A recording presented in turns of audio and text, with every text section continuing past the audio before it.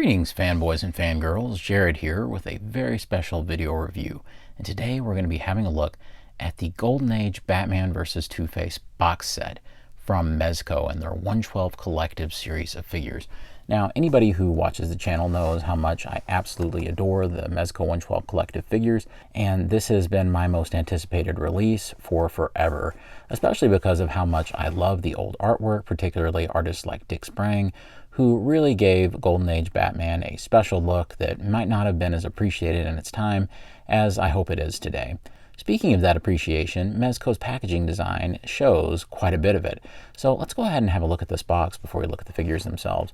You can see that on the front here we have Batman, and it is just some absolutely gorgeous old school artwork. On the side, we actually have this great shot of the front of Batman's head with that perfect Golden Age silhouette, and I love the bright yellow background. On the other side, Golden Age Two-Face is in full form here, although it's incredibly interesting that they decided to go with purple artwork for one side of his face because the set doesn't really represent that. Instead, it most definitely represents this. You can see this is actual old artwork from Two-Face Strikes Again, which is what I actually wish this set had officially been called. At the bottom, here is a barcode that will help absolutely no one since this was sold on the Mezco website.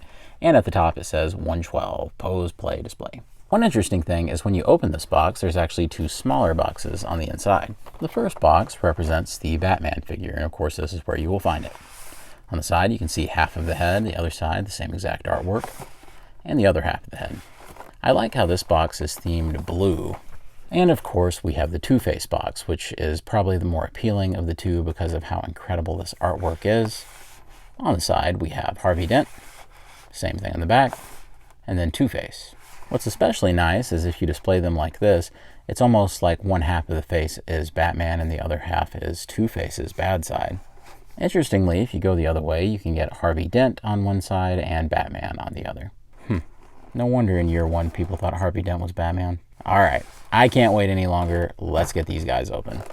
Starting with Batman, you can see that when you take him out of the box, this is what you will see in the plastic. Don't forget that marvelous Mezco paperwork you get, all about how don't you dare play with this. And we actually have a nice little instruction sheet, which is something that I have definitely asked for in previous reviews. I felt that there should be more of an explanation about what you do with the accessories, and I'm glad to say that that appears to be answered here. Interestingly, it looks like the exact same set of directions is printed twice. I'm not sure if that was intentional or not, but you have the same two things up here, same two things down here, so I have no clue. Your guess is as good as mine. Alright, and here we have Golden Age Batman out of the box. So let's go ahead and take a look at this guy. First off, we'll go ahead and check out all of the wonderful detail. Before we can assess the look of this Batman figure, it is incredibly important that we acknowledge the source material. And if you don't understand the look of the source material, you won't understand the look of this figure. Looking back at a lot of that old Dick Sprang artwork that informed this era of Batman, which would be the late 40s and early 50s, on throughout that decade, Batman is as buff and barrel-chested as he had ever been up to that point in his history in the comics. And of course that kind of aesthetic carried over even into like the jawline of the character, being just as large and just as unimaginably over-exaggerated as possible. Batman even sort of looking a little bit like Dick Tracy in some of that artwork. But it kind of fueled the zany sort of pop art looking style of those old books. And it led to the giant set pieces and extreme colors and just the zaniest kind of fun you could possibly imagine. Now, years later, this would be really, really well adapted in Batman Brave and the Bold, the animated series that is vastly underrated in my opinion. So if you need to try to have a better understanding of what visual they're going for, then look no further than that series, but especially those original books. Now, as we hone back in on the figure itself, I think it's incredibly important that I take some time just to appreciate just how close that they got this aesthetic. Usually the one area where everybody messes up when they're trying to adapt this particular look in the comics is they can't quite get the shape of the barrel chest correct. And I'm happy to report that that was not the case here, and they have indeed gotten it perfect. I do think that this is a new chest piece that they have, at least for this upper area right here, that perfectly emulates that old artwork. I think the rest of it with the legs and the arms here are kind of standard Mezco bucks that we usually see, but this chest is just as crazy wide and buffed out as you can possibly imagine, giving you this kind of swoop here, which is very indicative of a lot of that old artwork, how you would kind of see the rib cage right here, and then it would go down to the abs, which it's very hard to have ab muscles show through like an actual fabric costume. And that's true even in real life of performers, no matter how buff the guy is. If you put him in some kind of spandex, it kind of flattens out the definition of his muscles. So, but that is also kind of an asset here. But it wasn't really until the 70s anyway, when you started having superheroes with these super realistic, like muscular physiques. And until then, it was much more stylized, honestly. Some people may look at this and think, okay, the chest is too big, the arms are a little too thin, and the legs are too scrawny compared to it, and the head is too big. No, no, no, no. On all of that, they are 100% accurate. Everything is exactly as it should be in terms of proportion, and I'm sorry, that's just the way it is. So we can debate all day about that, but they have gotten it exactly right, and it's one of the first times I've ever seen in figural form, in articulated figure form that is, that we have actually seen that all kind of coalesce and come together. Looking at the head sculpt, there's actually a huge variety of heads with this particular release, and we'll go ahead and get into all of them. Now, usually I wait and I say, okay, as we go through the review, we're going to take one at a time or whatever. No, we're going to do things a little differently here because you can't truly appreciate the sculpt until we go through all of the options. This is your kind of regular, I guess, scowling Batman head. He just looks generally unhappy and sort of brooding, just a little bit, nothing too extreme. But this is just kind of that I'm in my standard Batman mode. I'm investigating stuff. It's just the way it is. I like how the ears are slightly frayed out just a little bit, but not too much, which is indicative of the art at the time. I also like how they've taken the effort to fill in the lips with just a little bit of color, and you can also see that they have those cheekbones, those high cheekbones that Dick Sprang would draw his characters with. Those are perfectly simulated as well, but they've also added some extra little details that you would expect on a figure nowadays, like the wrinkles under the eyes and over the brow. So those are all absolutely great touches. On the side, you can see an indication of Batman's ear even under the cowl. And on the back, it looks particularly good back here. I really like that. This is just one of your head options, but this is the head that they say you're supposed to use the rebreather with. Now, usually we would wait for accessories on this, but since this is a head-specific accessory, then I see this as part of the head sculpt option, so it is important that we go ahead and have a look. Now, what's interesting about this is I guess they sculpted it just to fit perfectly over the mouth, so much so that it creates enough friction to where it's not really going anywhere as I flex everything around.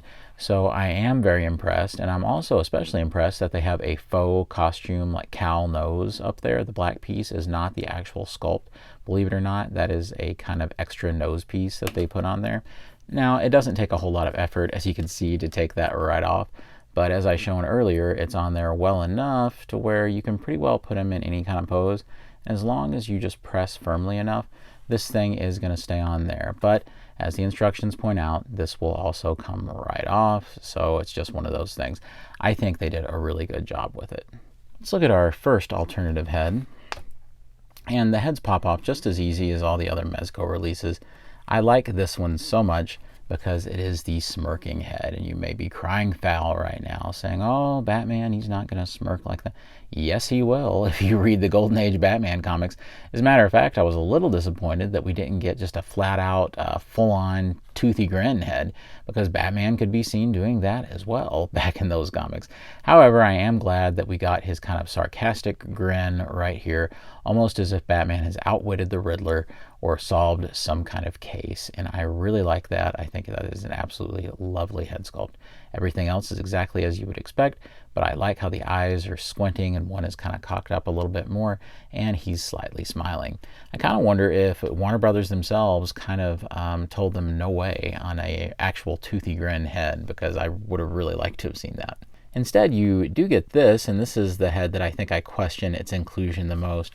This is neutral Batman. And you may be thinking, isn't that the exact same head from earlier? Actually, no. If you look, this guy is angry. This guy is completely neutral right here. So believe it or not, these are two different head sculpts, but the differences are so subtle, and I think that's fine. It's good to have just a completely neutral, kind of expressionless look for Batman. But at the same time, I also wish that we would have had maybe a more extreme option, like the toothy grin I was talking about earlier. Still, absolutely terrific head sculpt, and it looks great from all angles. And it wouldn't be a Mezco Batman without a super angry expression. And this really gets the job done. I'm not sure if Batman was ever hardly this angry in some of those Golden Age issues. And I especially like how all the teeth are sculpted in. None of that Mezco weirdness that we sometimes see with teeth. When they try to put space between each, then it never works out right. Here we actually have, just full on, just a complete white look to the teeth. And it's so much better and so much more like comic book art.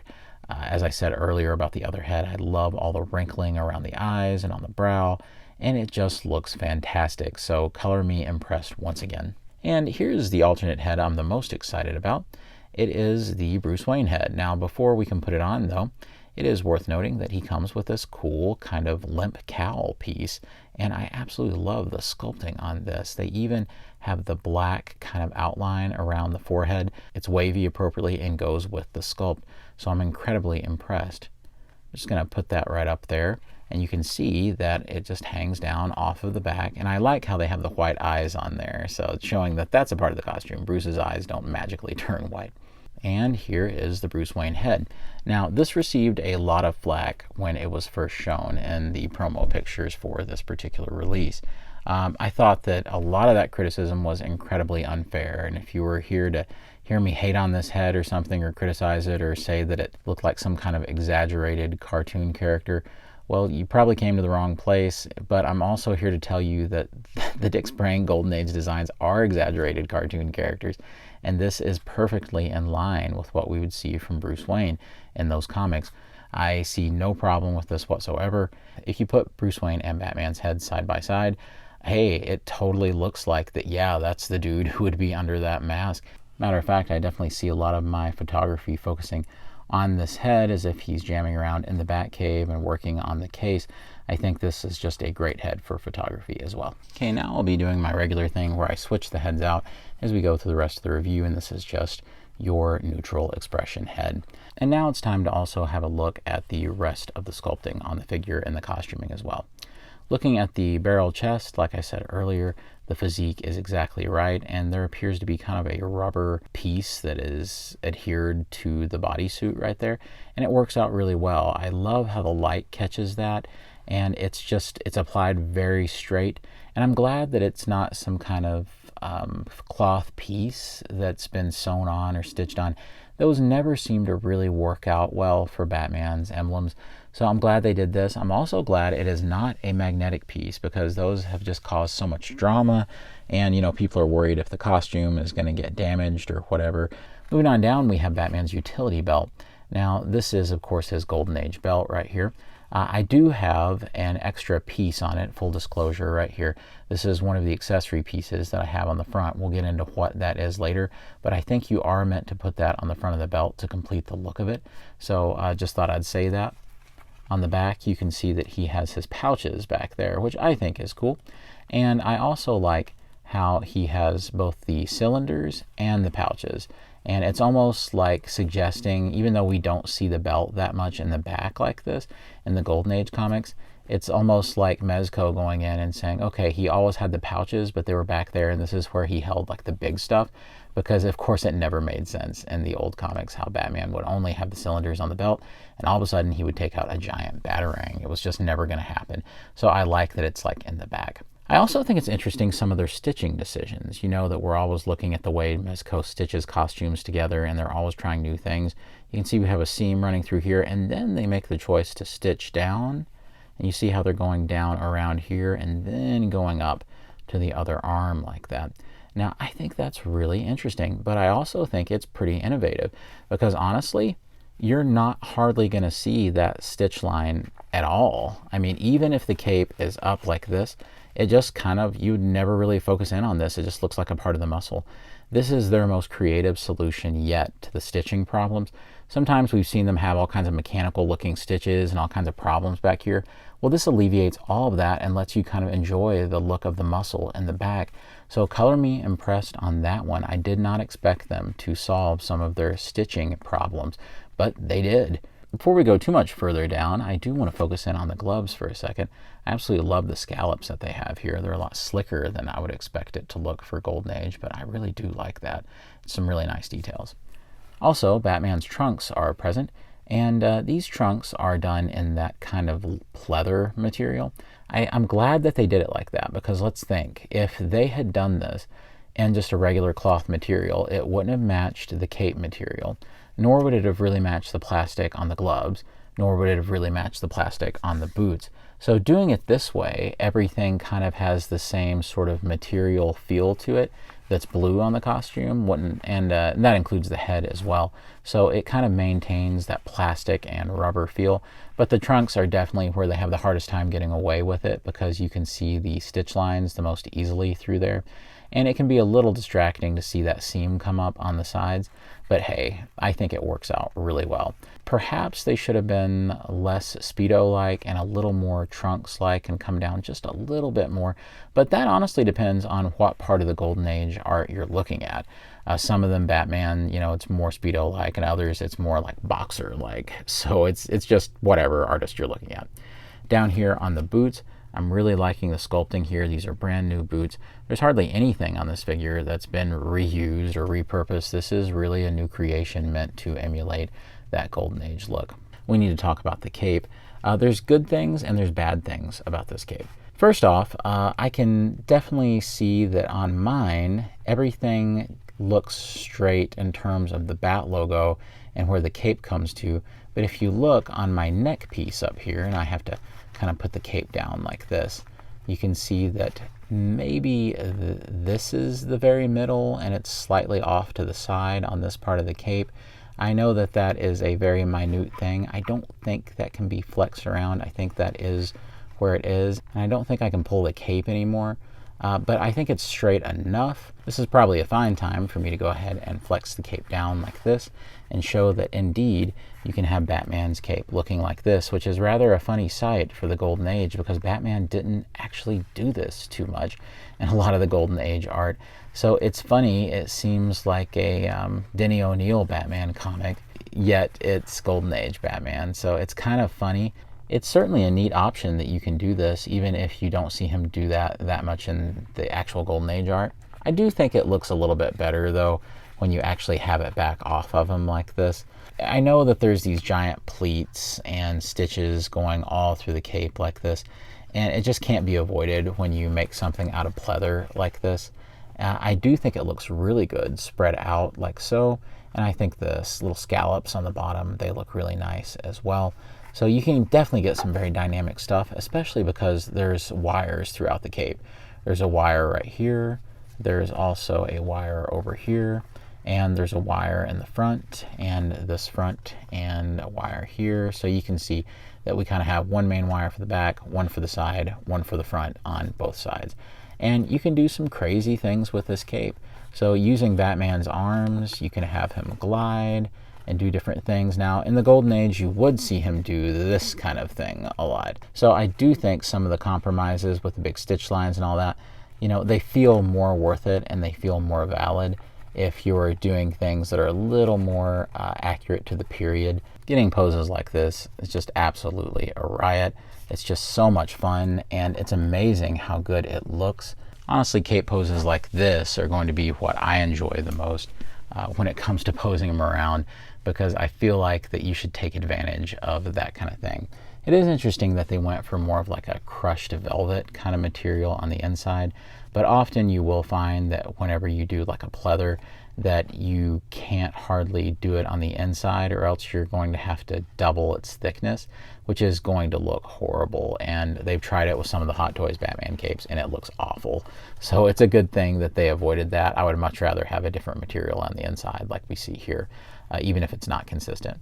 You can do things like this where it looks like he's about to throw down like a gas bomb or something, and it just looks great. Now, this cape with its pleats, it is meant to go back like that, and that's how you saw me start the review. So this is, of course, the most accurate when it comes to Golden Age Batman. We know that he usually had the cape up on his shoulders like this, but the real fun happens when you start mixing and matching the different cape styles, and all of a sudden the figure absolutely just comes to life right before your eyes. And that's the beautiful thing about this figure. It is absolutely dynamic, and there's no duo yet. Hopefully we'll be getting that Robin in this style, right? Because, oh my gosh, that would be great.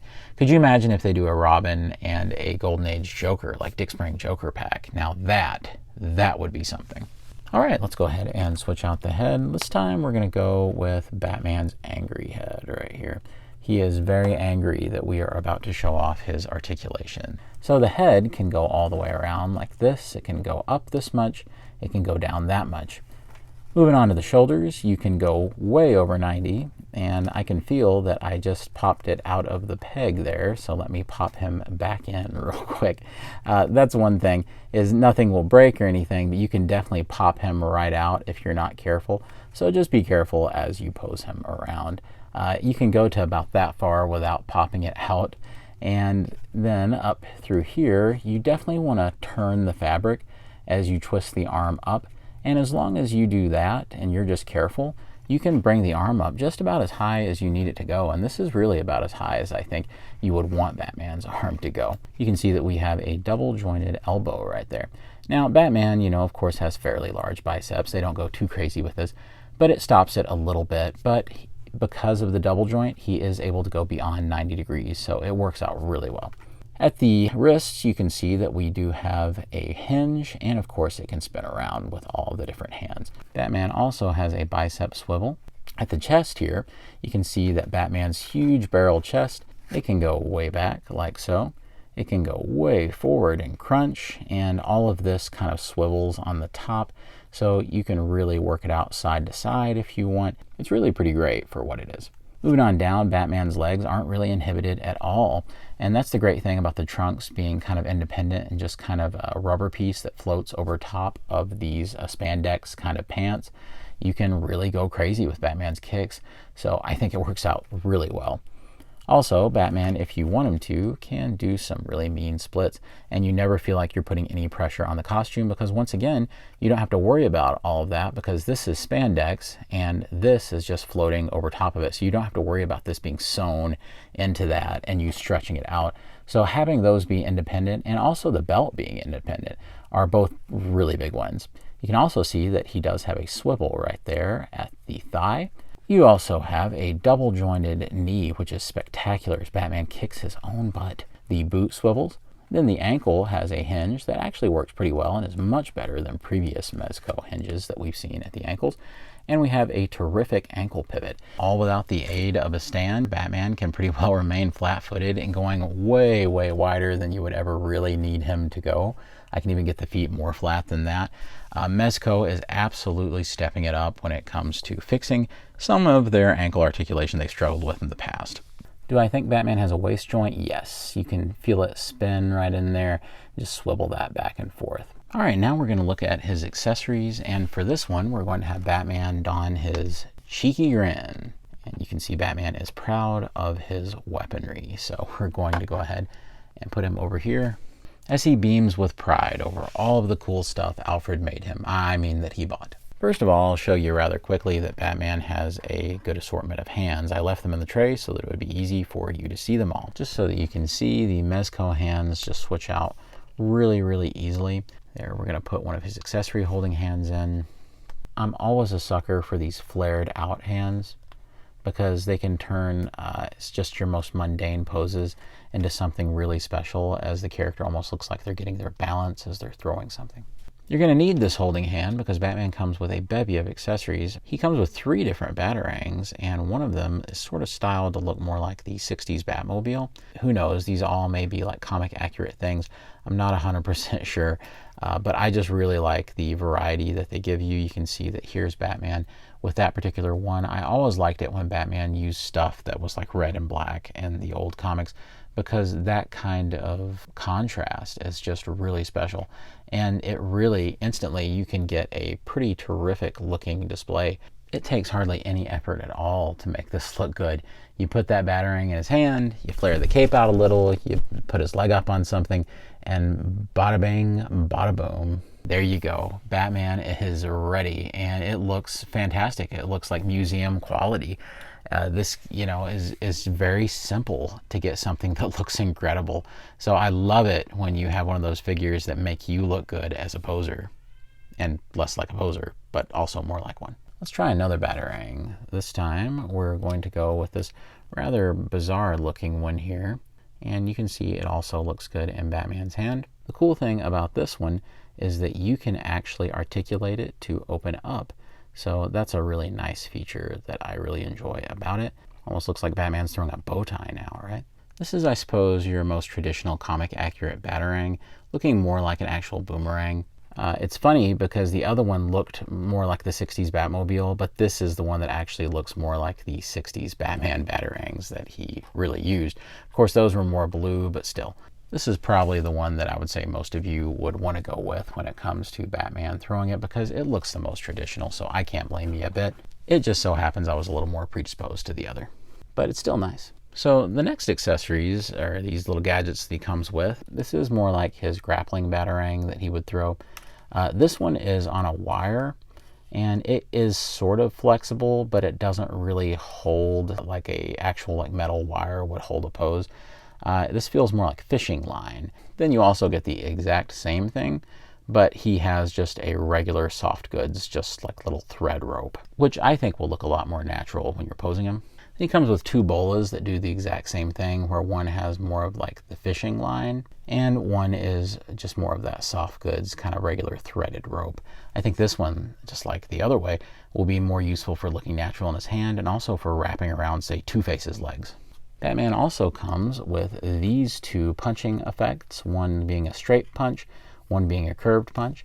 This fits right over his hands. These little parts just lock over his fingers. It also comes with some bursts, like Batman is hitting his foes. These plug in between the little areas in the fingers. And he also comes with this burst, which is slightly smaller.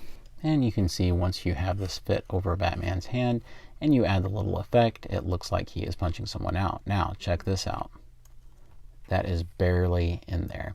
Now, according to the directions, what you're supposed to do is put them in between those little grooves and slide it on, and it can sometimes work out pretty well, but a lot of the times it just doesn't. I remember being slightly bewildered by these.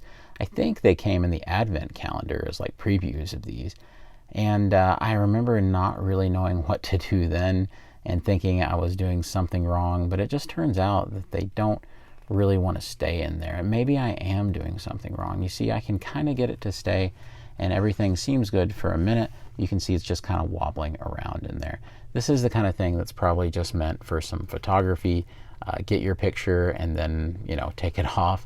But you can, if you get it fit in there just right, it can look really good. And so it's just one of those things. Just work with it. It's not impossible. It isn't a huge problem that this, can be a little finicky. And you see, sometimes I can get it in there really well and it's not going anywhere, but they're very easy to come right out. And of course, you also get the straight shot one. Remember, just make sure that you switch it out to the fists, because that's all that's really designed to fit into these, and they can look really good even without the punching effects. So it's just something cool that you can do. So earlier I alluded to there being one final accessory that I was kind of hiding on here, and that's because it's actually his belt buckle. You can see if you can take it off there, that's fine. And, it still is a passable looking Batman belt, but it looks a little incomplete, doesn't it? You can see that you kind of have that indentation all the way around that isn't quite right. This is definitely, I think, supposed to be that buckle. But on the other side is Batman's 2-way radio as described in the accessories. And of course, you can put that right in Batman's hand, with no problem whatsoever. So Batman can definitely communicate. It's funny when you look at it from this way, though, because it just looks like Batman has the front of his belt. So, or he's looking at a compact, maybe, and reapplying his makeup. Who knows? As I'm going through this review, I just keep hearing Diedrich Bader's voice. He's the guy who played Batman for years on Brave and the Bold, and he always talked about the twin hammers of justice. So I just hear that. So good on you, Diedrich. And of course, we have to mention Batman's display stand, and boy oh boy did they nail it when it comes to just that old comics look with the old logo. I adore this. You can also pop this out with a foot peg and replace it with the flight stand. Of course, using the flight stand, you can have just a tremendous amount of fun. You can actually see that I found a use for that fishing wire version of the bat rope because it does kind of suspend it in midair like this, even though it's not quite as pliable as like a wire version. So it does look really cool once you have them all together like this. And of course, lest we forget, Batman comes with his 1/12 bag. This is where you can store all of his other goodies. Of course, we'll do a quick comparison with some of the other Batman figures that Mezco has done. For a long time, people have complained that they wanted Mezco to do comic-based figures, and it certainly appears that they are now doing that very thing. But before they did comic-based figures like the one you see before you, they were doing their own take. They did their own Golden Age Batman, but from a very different part of the Golden Age, which was the end of the 30s. They called their version Ascending Knight. And it's great that because these guys represent such two distinct eras, that they're still both completely valid and one doesn't negate the other. Of course, then Mezco did their Sovereign Knight, and they did an exclusive version with the blue and gray, so I felt that would be an apt comparison. There was a similar version done for the Ascending Knight, but I don't actually have that one anymore. Then they did the final version, Supreme Knight, to close out the trilogy, and this was a Mezco exclusive version that had that blue and yellow, so I thought that would also be appropriate here. Honestly, I could compare this to other Batman all day, but you get the gist. He's certainly within scale for those guys, and they look great just as a legacy of figures.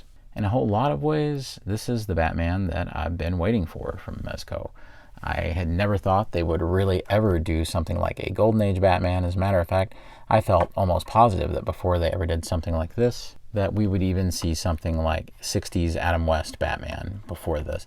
And yes, we did see him in the 5-point style, but I really did also think that they would just skip straight to that with the Mezco 1/12 collective releases. It's also quite interesting that we ended up getting this guy before the Gotham by Gaslight version of Batman, which was put up for pre-order and announced much longer ago than this guy.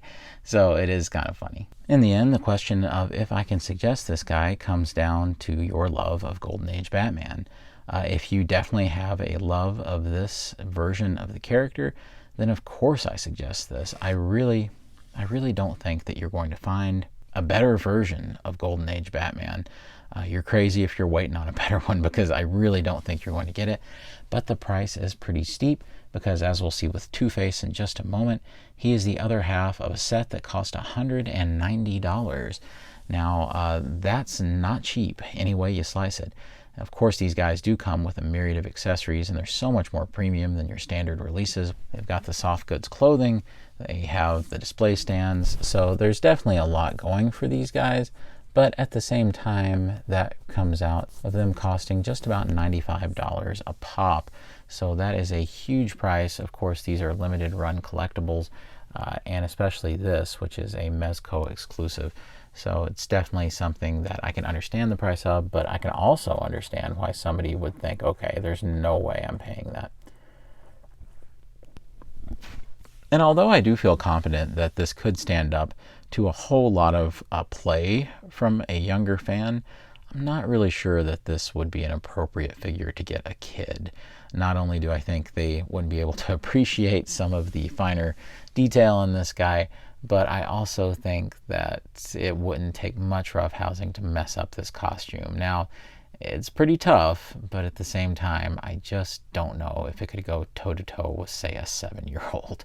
So I'm not really sure, but every kid's different. I knew that I would probably really appreciate this Batman, but honestly, I didn't have a clue how awesome he would be until I started messing around with him in hand.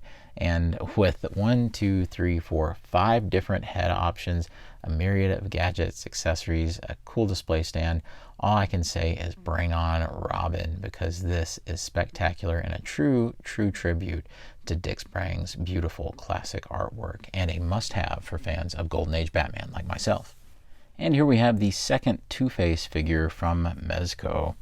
Now, of course, this represents a very different version of Two-Face from the Golden Age. Of course, I have actually always preferred this version of Two-Face, but we're going to get right into it. You can see that we have this cool purple and orange art at the top, and this color scheme is meant to match his suit. And here's what you get inside of the box. And here we have your friend and mine, Harvey Two-Face. Of course, Two-Face is a classic Batman villain. He's been around for such a long time, and he is one of my absolute favorite villains in his entire pantheon. Now, looking at this guy, he is definitely a representation of Golden Age Two-Face that was so much more extreme. Two-Face wearing an orange suit for Harvey Dent, looking like quite a dandy of a lawyer over here. And on the other side, we have Two-Face's classic Dr. Jekyll, Mr. Hyde look with the green face with all those welts and things, his gray hair, and then this checkered purple suit. I have always just adored this old school look for Two-Face, and I've always been incredibly impressed by the design of this guy. I particularly like that Harvey Dent has like a split hairdo, almost like he's kind of got it all styled up over here, and definitely indicative of an older time and more of a classic era. I also like his old school slacks that he's wearing down here, and they are differently colored as well. I have always especially been amused by Two-Face's straight up split that he had, I guess, get a tailor to make for him custom. So before that, I guess he was just running around in whatever he could find. So let's go ahead and look at the details on this guy. As I said, the head sculpt is so impressive and definitely my favorite part of the presentation of this figure. It is just a dead ringer for all of that old school art, while still giving us a Harvey Dent head over here that is kind of reminiscent of the Harvey Dent head that we already got, bringing this in line with that Harvey Dent kind of in the Mezco universe. And then over here with Two-Face, I really love all of the actual scarring, and I like how there's some flesh tone that's still inside the gums and things and around his eye, so that there's still a suggestion that he's at least organically still human. Just like I did with Batman, usually I would wait in other reviews, but I do think it's important for us to look at the other head sculpts now while we are assessing the sculpt. You can also see that we have his angrier face here, and I like this one quite a bit as well.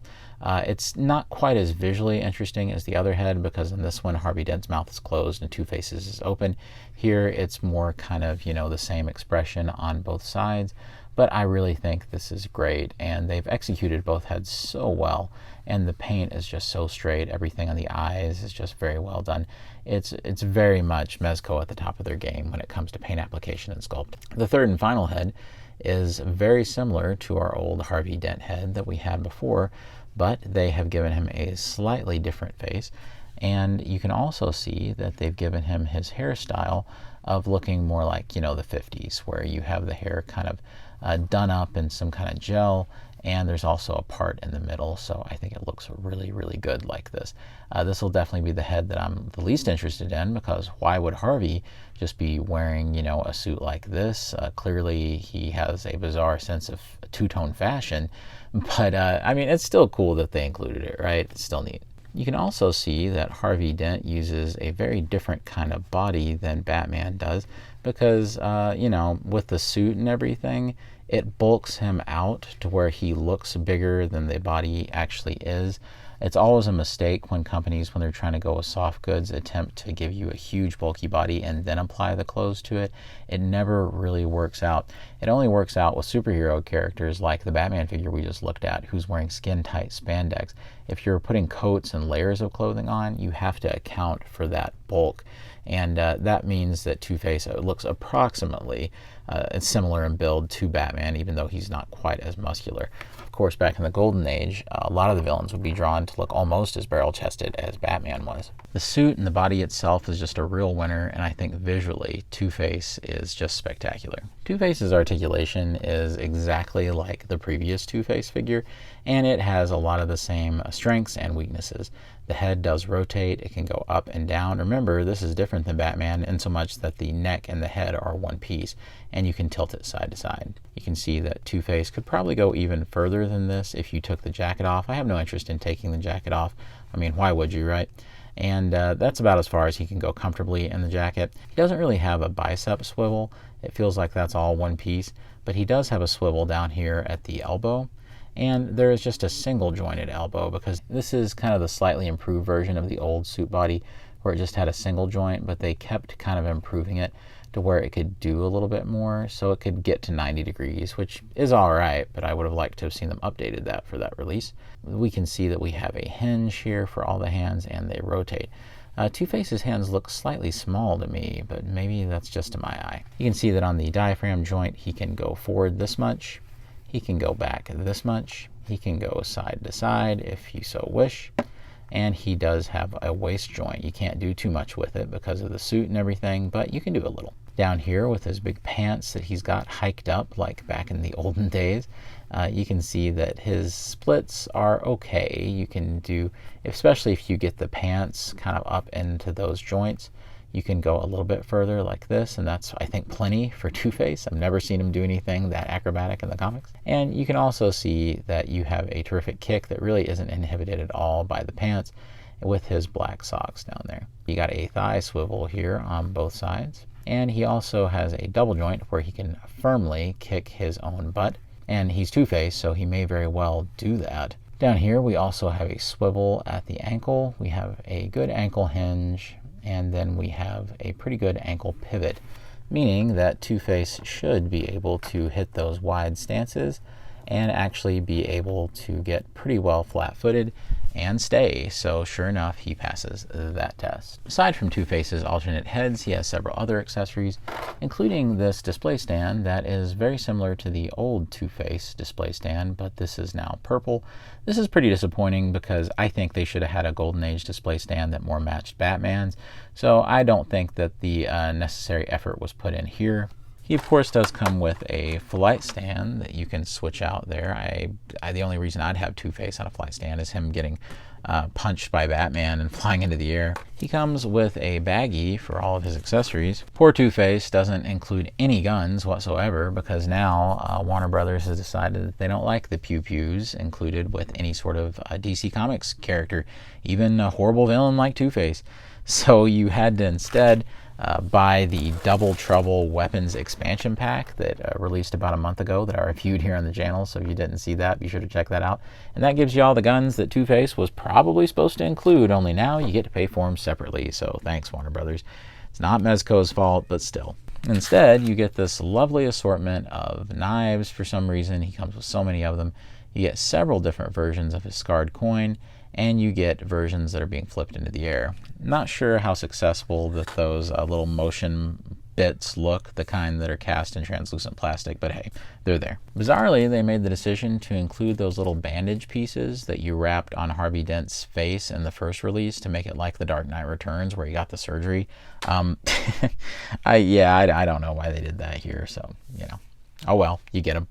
You also get this really cool briefcase, and I actually really like that. You can see that the straps fit through these little holders, and you can open it on up, and you see that there's dynamite on the inside of it that's been taped in there. This is actually a really, really nice piece, and I was actually really happy to see it. So hey, Warner Brothers says, nope, he can't have a revolver, but boy oh boy can he have a briefcase full of explosives. Makes a lot of sense. But one thing that Harvey is not lacking in is a huge assortment of hands, and you can see all of them right here. And I'm really glad that we even got the hand where he can actually put the coin down, so that was a cool addition where he can slap it on the top of his hand. And I really like how a bunch of these hands are holding his coin. Now, a lot of these I'm sure are reuses from the previous release, just cast in the new colors, but I really love seeing it in those oranges and those purples. At first I went back and forth on if I wanted to show him with any of his accessories from the Double Trouble weapons pack, because I don't want to be misleading about what this figure comes with and what it doesn't. Just please know that he does not come with this gun right here, but he does include trigger fingers. So it's funny, Warner Brothers didn't allow him to have the guns, but he does indeed have the hands to hold them, so that's good. He also does not come with this. This is the money bags that they include with the Double Trouble stuff, like, like he's robbed a bank or something. But hey, I have the stuff, why not use it, right? Naturally, I'm going to make sure that you see a comparison with the previous version. And it's funny, just even though it's like so much is the same, like the bodies and things are exactly the same, just the difference in the head sculpts and the difference in the kind of era of the character and the look of the character, it really does make a world of difference visually, and there's no way you'd be getting these guys confused. So it is one of those situations where I really don't think this is like a one or the other type of deal where it's like, oh, choose what kind of Two-Face you want. Big Batman fans like me see this as just such visually distinct eras of Two-Face that it's just yeah, I get both of them, because we know just how different these guys are. I really, really like this version of Two-Face because honestly, this is my preferred look for Two-Face. I always like him to have the green scars instead of the purple or instead of the blue or whatever. To me, I like him to be green, and I like there to be an element of purple on the suit. Funny that we still haven't seen this look for Two-Face in live action yet, so I would really like to see that. However, though, he's not as easy as a suggestion as the Batman is in this set, because I think that he's a more niche look of the character. And, there's going to be guys like me who totally prefer this look for Two-Face, and there's going to be people who think this looks stupid. So that's something to keep in mind. It's also worth mentioning that he doesn't include any guns. The one that I have for him, I had to buy in a separate set at a pretty high cost. So that is a real bummer, and I think Warner Brothers needs to realize that they're only hurting adult collectors when they do this. I totally understand about the kids' lines, like stuff from Spin Master, that's fine, and I agree with that even. But, I mean, really, with a line like the Mezco stuff, I mean, kids probably don't even know these exist. So I just don't see the big deal, but that's just me. At the same time, I hope that they understand that their fans they're basically giving a license to people like Todd McFarlane and Mezco to sell us another product so that we can complete our figures. So I think that's a real problem. Now, I'll just tell you, just seeing them with each other, it's spectacular. It's definitely not a situation where I'm going to suggest that you like part out one or the other and be like, oh, find this, but you don't have to get this one. No, you need both of these, okay? You will regret it if you don't end up getting both of these in the collection. Like I said, the one thing that I think would have been so much better is if the display stands were more of a match for each other. Could you imagine, a Golden Age Two-Face illustration on that stand over there? Perhaps if it were green or something. I think that would look really nice with Batman stand. The stands are the one thing that keeps them kind of visually disunified to where they don't really look like they go together. But man, these two guys just look spectacular together. It's just a joyous thing to see this old comic book artwork brought to life.